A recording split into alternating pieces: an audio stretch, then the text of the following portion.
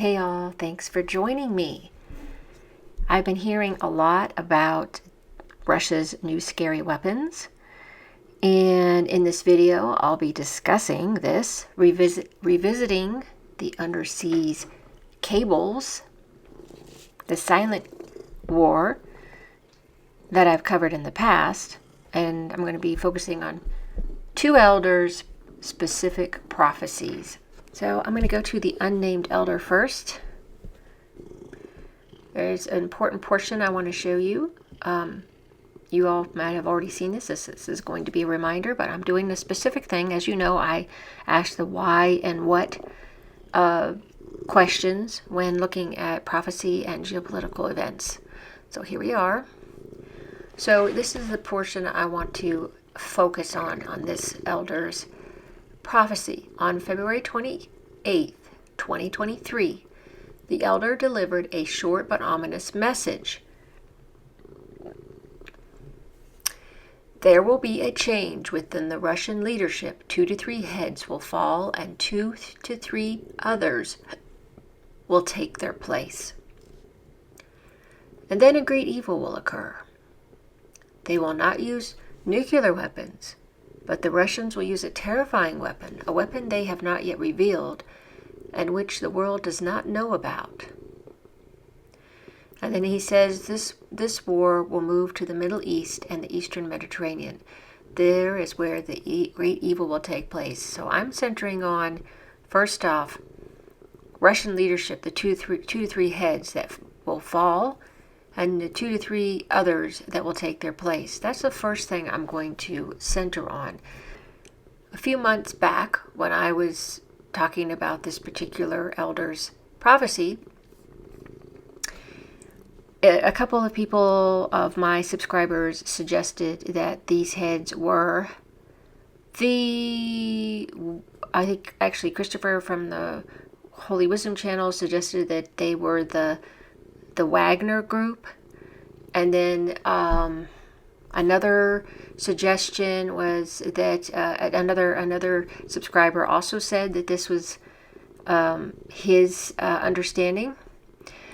Well, I have of a different perspective and another possibility of those 2 to 3 heads, who they would be.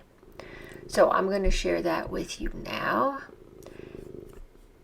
I'm going to show you what was happening in 2024. This started.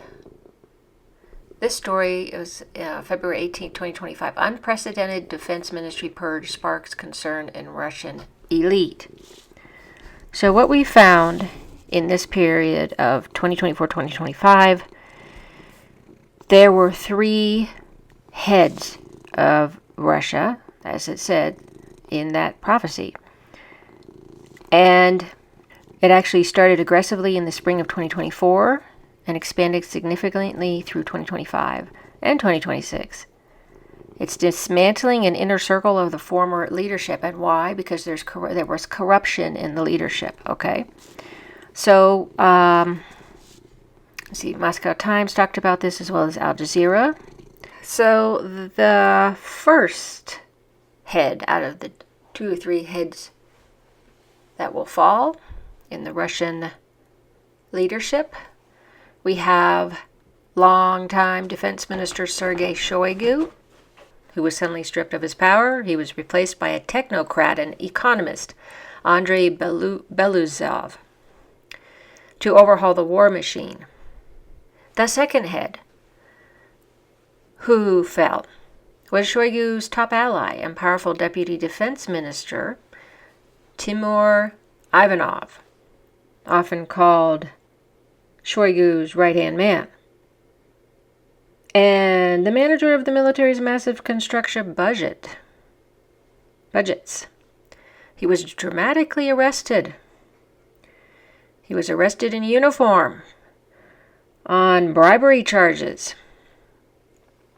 He was replaced by Andrei Buliga to oversee logistics. Head number 3 was head of personnel, Yuri Kuznetsov. This completed a full generational changing of the guard within the Kremlin's elite. Yuri Kuznetsov was accused of selling state secrets to contractors linked with Ivanov, and Vladimir Putin, who oversaw spending on digitization. We don't see a replacement for him, so this is why it says it was just a total change of the guard within the Kremlin elite. So that is 3 names, so 2 to 3 heads to fall, and 2 of them were replaced. So important information there. And the unnamed elder's prophecy. This shows that this prophecy has been fulfilled. If we see these 3 top elites in the Kremlin being replaced as those mentioned by the unnamed elder. Now the next thing I'm going to get into is why has Russia produced so many scary weapons? Well, we go by what happened with the historical catalyst of in 2002 when the U.S. backed out of the ABM, the Anti-Ballistic Missile Treaty. Bush did that. And then later on, we didn't renew the START Treaty. So I will show you a couple videos on this in a bit. But there's history of the reasons why they had to do this, because the U.S. first withdrew from these, and Russia had to respond in a way that would be defensive of their country. Because, during the Cold War, and then, they had the mutual destruction, and then this. So by trying to build an impenetrable missile shield, the West forced Russia to spend the next 2 decades developing asymmetric weapons designed to bypass traditional defense entirely. Now, I want to remind you about the news stories that I have done in the past, a few months back, in a live stream. Remember, I talked about the cables being cut under the water in the Baltic Sea and apparently the Black Sea, and the UK had suspected a Russian submarine was monitoring the Atlantic Ocean by the UK coast. So what we know about this is that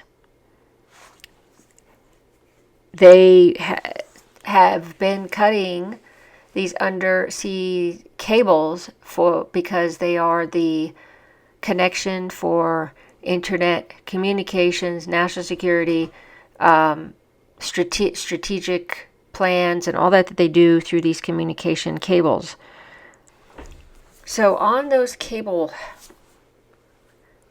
in the seas, I want to show you a map on this because it's quite fascinating. Here's the United States on the left, and then you have the North Atlantic here, okay? And Europe up here, United Kingdom, you can see. I'm going to go over some of these cables. They stretch directly from the east coast of the U.S. and Canada, as we see here.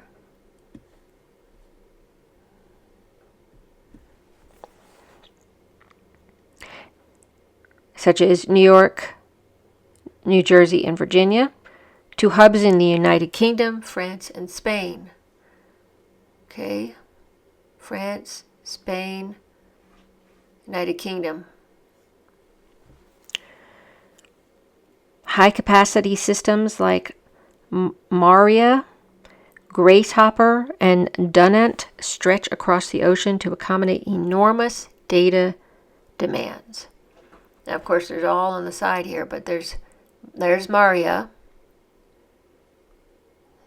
Let's see if I can find the other ones. Oh, there's Grasshopper. Dunant is right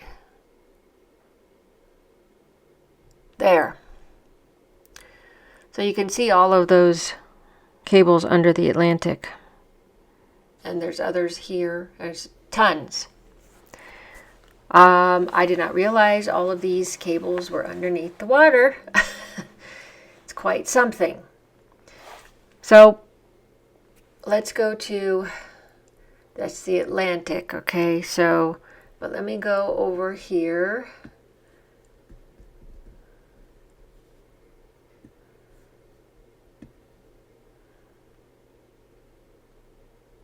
Okay, here we have the Baltic Sea. Okay, you see all the cables in that water, that body of water. All those cables there. Okay, so let's talk about the Baltic Sea. It's relatively shallow, so it's heavily trafficked. It's dense, high security regional hub for data transmission between Nordic and European mainland countries. Cables typically run east to west, as you see. East to west, typically. Or north to south. We see that as well. Connecting Scandinavian countries, Sweden, Finland, Denmark, to Germany, Poland, and the Baltic states, Estonia, Latvia, and Lithuania. You can see that. Okay. All those areas there. There's a system such as the Eastern Light and Baltic Sea submarine networks handle intra-European internet and telecommunications traffic. Due to the shallow depths, many cables in the Baltic Sea lie closer to the surface than those in the open ocean, making them more vulnerable to accidental damage or deliberate hybrid warfare disruptions. Okay. Now let's look at the Black Sea. Right here. There's the Caucasus cable system. So, and the Cardissa. And another one here. Georgia, Russia one. Okay. This one doesn't have quite as many, does it? Certainly has a lot in this area here, doesn't it? Interesting. All the ones in there. Okay. I can see now why the Mediterranean is so important as well, but let's get back to the Black Sea. It serves as a critical geographic choke point, bridging Europe, the Caucasus, and the Middle East.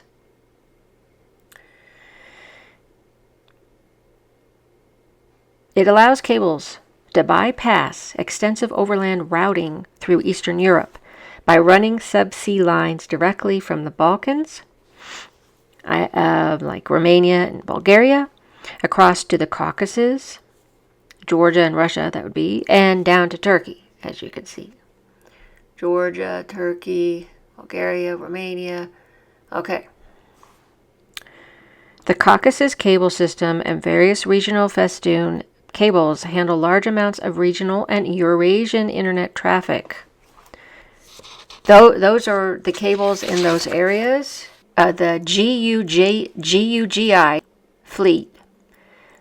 Okay, so they're a secretive submarine fleet, like the spy ship Yantar.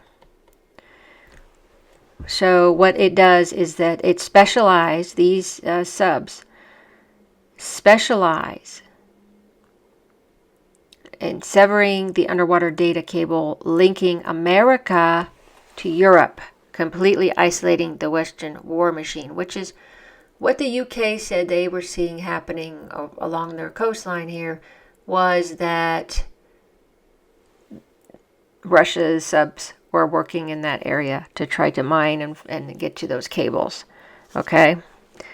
So you see Russia's going the more technological, communicative way of warfare than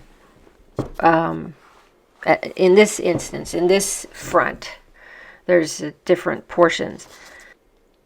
So that's one of the things they're working on. Now let's go to the terrifying weapons that we already know about the Oreshnik. Okay, I'm going to remind you about the Oreshnik from a year ago, and you can see how it performs.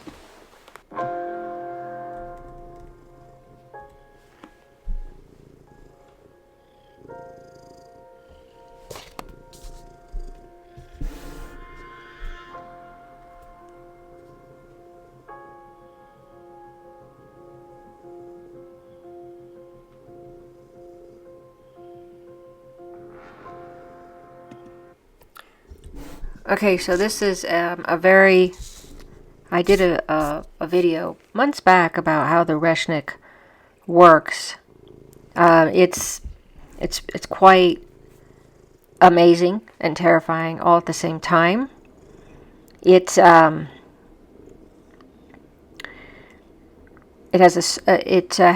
suborbital flight. It ascends into space before raining down multiple warheads at Mach 11. It uses pure kinetic speed. I'll play this again while I'm talking about this. It uses pure kinetic speed, not a huge chemical explosion. It punches through underground command bunkers without leaving a large surface crater, delivering nuclear-level devastation without crossing the nuclear line.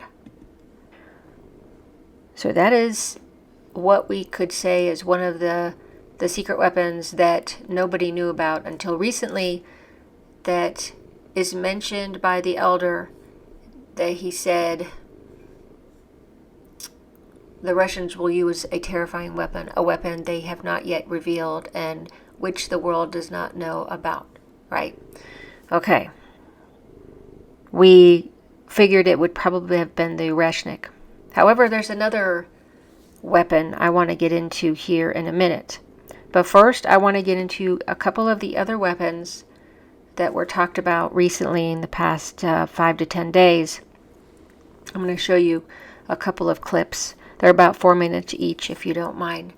And let's see what we have here. I have a piece from Sabby's show where she asked about what Vladimir Putin had said regarding nuclear issues. So I'm going to play this portion, and then Alexander Mercouris is going to answer. Here's that statement from Vladimir Putin. So this came through earlier today. Again, Ryan, he's really on a lot of this. He said that Putin is preparing for a nuclear war. Russia announced SARMAT nuclear missile will enter active service by the end of 2026. So I'm going to play this here, and he's speaking in Russian, so we'll have to read along with the captions here. Желаю дальнейших успехов, и в этой связи скажу следующее. Работы по совершенствованию сил сдерживания были возобновлены в России и не прекращаются с начала 2000-х годов. Нам было тогда не до этого, надо прямо сказать. Россия переживала очень сложный период своей истории. Но после выхода Соединенных Штатов из договора по противоракетной обороне в 2002 году мы были вынуждены, хочу это подчеркнуть, вынуждены задуматься над обеспечением своей стратегической безопасности в условиях новой реальности и необходимости сохранения стратегического баланса сил, паритета. Именно поэтому, это еще раз подчеркиваю, в России были начаты работы по созданию перспективных комплексов, не имеющих мировых аналогов, обеспечивающих гарантированное преодоление существующих и перспективных систем противоракетной обороны. Мы поэтапно реализуем принятую в связи с этим программу развития ядерных сил. Yeah, I wanted to get your take on that. One of the things I noticed is that he did mention once again, the United States withdrew from another agreement. For those who are not aware, at one point, Russia did try to join NATO. I remember this, Yes. I think Bill Clinton was president at that time. And it seemed like it was heading in that direction, but then I don't know, I guess Bill Clinton just dropped the ball on that. I don't know what happened, but they did try to join and be a part of NATO. But I want to get your perspective on that. Well, what has happened is that over the last 20 years, starting with the 25 years, starting with the ABM Treaty, which George W. Bush, by the way, it was George W. Bush that scrapped it. And you're quite right. I mean, the Russians did try to join NATO. And Putin's actually given an account of the discussion with Clinton. He says that Clinton first agreed. He said, yeah, we'll think about this, but it looks like a good idea. And then Clinton went away, and then he came back, and he said to Putin, well, now I've spoken with thy people, and actually we don't think it's such a good idea. So that was how we've never had proper explanation or account of this from the American side, but that was what happened. Anyway, the Russians have watched since then, and especially since George W. Bush's time, the complete collapse of the whole system of arms control that had been created between the Soviets and the Americans during the Cold War. So we have no functioning arms control treaties anymore. And they saw NATO extended to their borders, and they saw the crisis in Ukraine develop, and they see the United States become altogether more aggressive in all sorts of ways. And the Russians, over the last 10, 15 years, have been working on a massive program to develop and upgrade their nuclear strategic arsenal, which is what Putin was talking about. And this missile that's just been demonstrated, which is the SARMAT, is the biggest and most powerful intercontinental ballistic missile in the world. It can circumnavigate the entire Earth. Wow. Which means that it can attack the United States from every conceivable direction. It is not vulnerable to interception. It is a terrifying and enormously powerful weapon. And, well, this is what hostility, the collapse of the system of arms control, the collapse of trust between the great powers, this is the situation it has brought us to. And the crisis with... Okay. Very important information on that from Alexander. I'm going to share one other clip from Sabby's show with Scott Ritter, and Scott Ritter is going to explain even in more detail these particular weapons. In 2016, Vladimir Putin said, we're very worried about the United States. We have the New START treaty, but it was negotiated in bad faith. You've withdrawn from the anti-ballistic missile treaty, and now you're starting to install missile defense systems throughout Europe. And you guys have to understand, this is a threat to us. And if you don't change what you're doing, we have to take action. So far, we've held off taking action. But we will have to take action if you don't change what you're doing. Well, we didn't change what we're doing. 2018, this is the speech I believe you were referring to. Putin delivers a presentation, his annual presentation to the Federal Assembly, in which he says, okay, because the United States has, behaved the way they have, we're developing all new weapons. We're developing the Burevestnik, a nuclear-powered cruise missile. We're developing the Avant-Garde, a hypersonic maneuvering reentry vehicle that can be loaded on different weapon systems. We're developing the Poseidon, which is a giant nuclear torpedo that will be fired and just go dormant off the coast of the United States, England, whatever. And when it blows up, it sends a huge tidal wave of destruction over the entire East Coast. Boston. You recall that Metropolitan Neophytus talked about the Poseidon and how it could be used on the coasts of the U.S. Just what Scott just said. It would cease to exist thanks to Poseidon. And we're developing the SARMAT. The SARMAT is a heavy ICBM that not only, I mean, the amount of destruction power just on the ICBM itself can take out France, one missile. But now it doesn't fly the normal way you want it to fly. SARMAT can go around the world the other way, meaning that it comes in from behind our defenses. SARMAT can go into what they call a fractional orbital system, meaning that it goes into orbit continuously. That means it can come down any place and you can't defend it because it's not coming in. If your defenses are here and SARMAT's coming in here, you can shoot it down.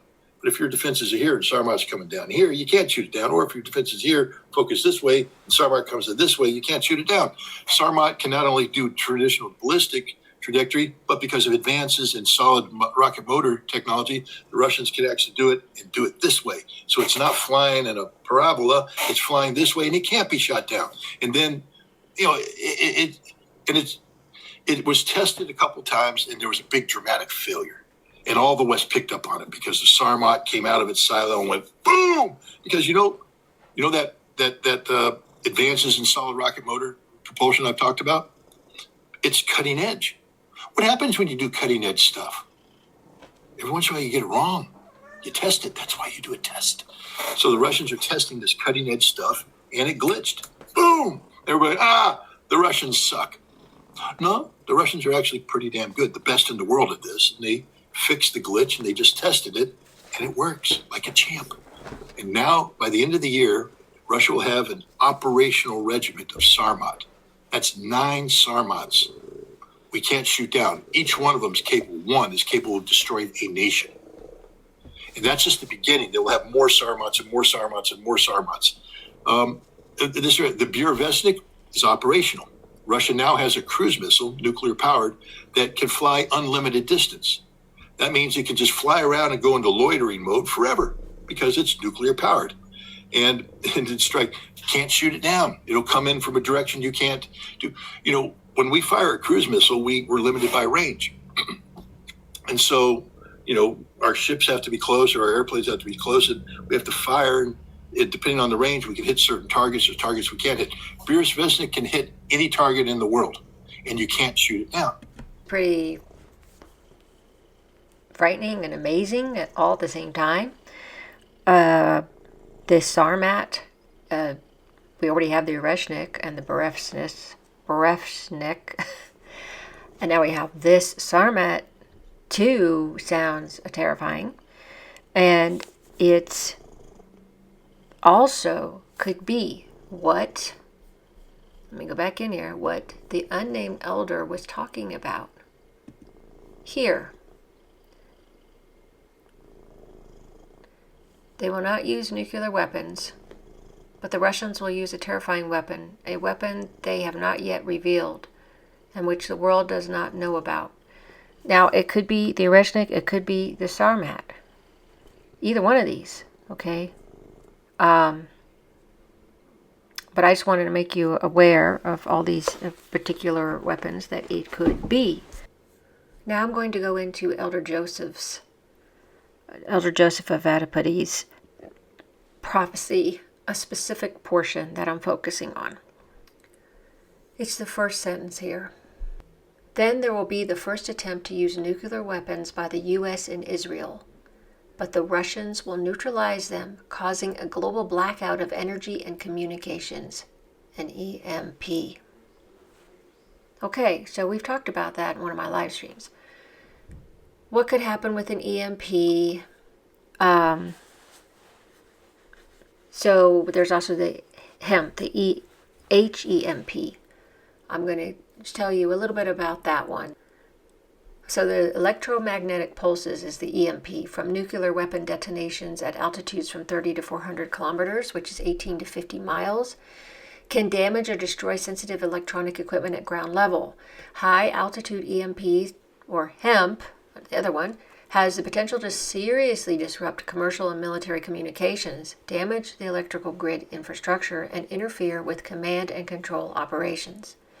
These disruptions can adversely affect federal, state, or local agency missions and operations.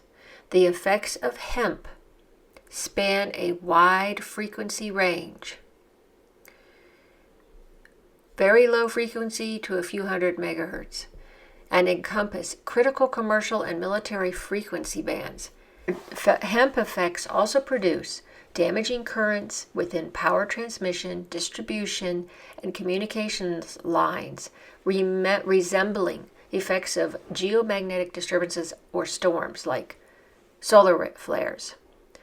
These disturbances can damage or destroy both electronic control equipment and the power transformers associated with electric grid distribution. Okay, so Russia has a secret space-based orbital nuclear weapon. It's a newest counter space weapon. So I'm going to show you a little bit on that. The United States and NATO allies regularly experience from Russia major cyber attacks penetrating government agencies and critical infrastructures for electric power, telecommunications, transportation, and other sectors vital to electronic civilization. These events practice a new way of warfare, including EMP attacks that could black out North America and NATO Europe and win World War III at the speed of light. Any nuclear weapon detonated in outer space, 30 kilometers or higher, will generate a high altitude electromagnetic pulse HEMP, damaging all kinds of electronics, blacking out electric grids, and collapsing other life-sustaining critical infrastructures. Okay? What's interesting here is no blast, thermal fallout, or effects other than hemp are experienced in the atmosphere and on the ground. Russian military doctrine, because hemp attacks electronics, characterizes nuclear hemp attack as a dimension of information warfare, electronic warfare, and cyber warfare, which are modes of warfare operating within the electromagnetic spectrum. Now, let me explain on this also. So when Elder Joseph is saying, the U.S. and Israel are going to try to lob nuclear weapons toward Russia, and Russia will neutralize them, well, causing the global blackout and the EMP and hemp. Well, let me give you an example on this shield that I just described. So Russia could intercept the incoming Western strike by detonating a defensive device high in Earth's orbit. This creates a high-altitude electromagnetic pulse, a HEMP, and as it said in that article, but it does not burn buildings, but it instantly fries the electronic brains, GPS, and satellite guidance systems of the incoming missiles. The act of neutralization is what causes the blackout. So this lines up really well with Elder Joseph's prophecy here. Now, he could be describing, when he says this, that the Russians will neutralize the incoming Western Israeli nuclear strike, it could be that this specific act causes the global blackout. He could be describing a catastrophic planet-wide electronic shutdown. So there's two arms to this non-kinetic strategic neutralization. Okay, so we have this space-based orbital nuclear weapon shield thing of Russia's, and then you also, again, they're also working they're working up in space at the same time they're working down under the bodies of water that I mentioned, the Atlantic Ocean, the Baltic Sea, the Black Sea. So those are their two, and they're all aimed at the same thing. They're all aimed at stopping the communication of plans and strategies and schemes of the West the US, NATO, Europe, in coming together to try and destroy Russia. So again, why did they make this interesting weapon, okay, to this shield to stop incoming nuclear weapons? So it's a neutralization through detonation. So to stop an incoming flurry of ICBMs and stealth nuclear missiles simultaneously, you can't rely on standard air defense rockets shooting them down one by one. The only way to achieve total neutralization is to destroy their electronic brains in flight. So, if Russia detects an incoming nuclear strike, their operational doctrine permits the detonation of defensive strategic nuclear interceptors high in the upper atmosphere or low Earth orbit. The explosion interacts with the Earth's magnetic field, instantly generating a massive high-altitude electromagnetic pulse, HEMP. The pulse does not kill people with fire or blast waves, but it fries every microchip, transformer, and power grid across a massive geographic radius. So again, this particular defense that Russia has, this defense weapon, it lines up with Elder Joseph's words. And that could cause that global energy and communication blackout. You know, when I learned about these weapons, the Oreshnik I found fascinating that you could, it's just kinetic energy at such high speed coming down, pounding on buildings and bunkers. But at the same time, there's no, big, huge craters or anything that's left in the earth. I always thought that was amazing, that it didn't leave any of that in the earth. It almost feels environmentally safe compared, but of course, most weapons aren't. I'm just saying I found that very interesting, that there's no real big footprint on that. Such a strong and massive hits, and the earth is not cratered. What I found interesting about this this shield, this anti-nuclear, a deterrent, a shield that we were talking about, that goes up into the to close to the Earth's upper atmosphere and Earth or low Earth orbit. I mean, this is amazing. What I found interesting in this was that the pulse does not kill people. It just kills machines, technology. And I thought, well, that's kind of a merciful thing in a way, if you want. I mean, I find this fascinating when I was looking at this. I also found the cables under the bodies of water, the ocean and the seas, amazing. If you look at it from an engineering, innovative manner. I mean, yeah, obviously it's horrific things, these big weapons. I'm fascinated by the intellect and ingenuity and innovative way of people's minds to be able to come up with these things. So, having said all that, it's a possibility that if this were to happen, as Elder Joseph says here, if this happens and causes that global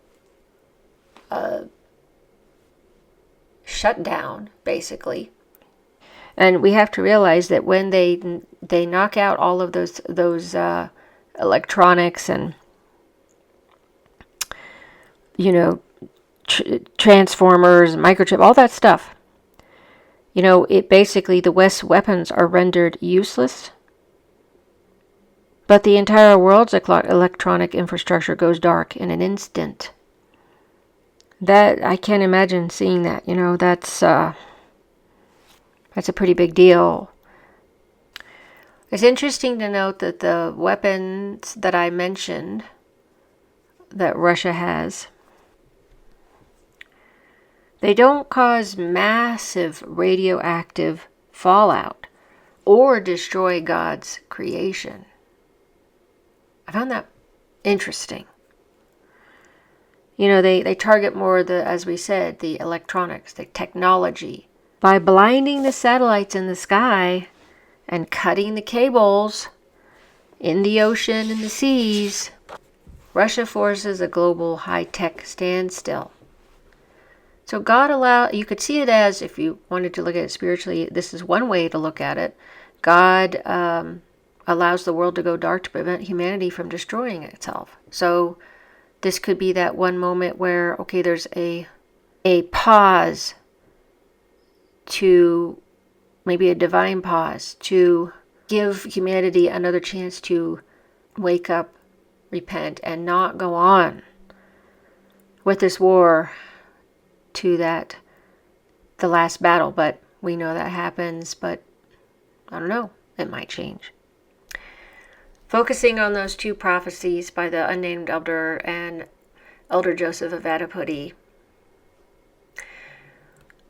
I think what I was doing was trying to figure out what that meant, what that could be. And I hope some of that made logical sense. And please share your opinions and your thoughts on what you think the weapons never seen before that the Unnamed Elder mentioned in 2023. Do you think it's the Oreshnik, as we had said before, and maybe the SARMAT too, maybe this anti-nuclear, deterrent shield, whatever. There's 3 different things going on there, and how and what you think about the cable issue. I think it's the two-pronged war that Russia's doing with the cables, like I said, and the neutralizations through the electronics. It seems to be their main direction that they're going in this particular portion of the prophecy, of what I understood. Watching, thanks so much for following my channel. Please subscribe if you haven't subscribed. Like my videos if you like them. Share them if you think they're worth sharing, if they're informative to you, or they make you think of other things and maybe people would want to discuss together on this. Share your thoughts, of course, under this video. I would really appreciate what you think on this issue of what I put forth for you. And if you'd like to become a member, you can join my team. I have 5 members right now, so I can try to go by heart. I think it's Blake, Patrick, Stephen, Branko, and Jean Elizabeth. I would really love if you guys become part of my team. There's perks in those tiers, the 3 tiers that I have for that. Thanks so much again for watching. I appreciate all of your support, all of your opinions and comments and thoughts, and they help me to see things as well in a different way. I hope you have a blessed evening, morning, afternoon, wherever you are when you see this.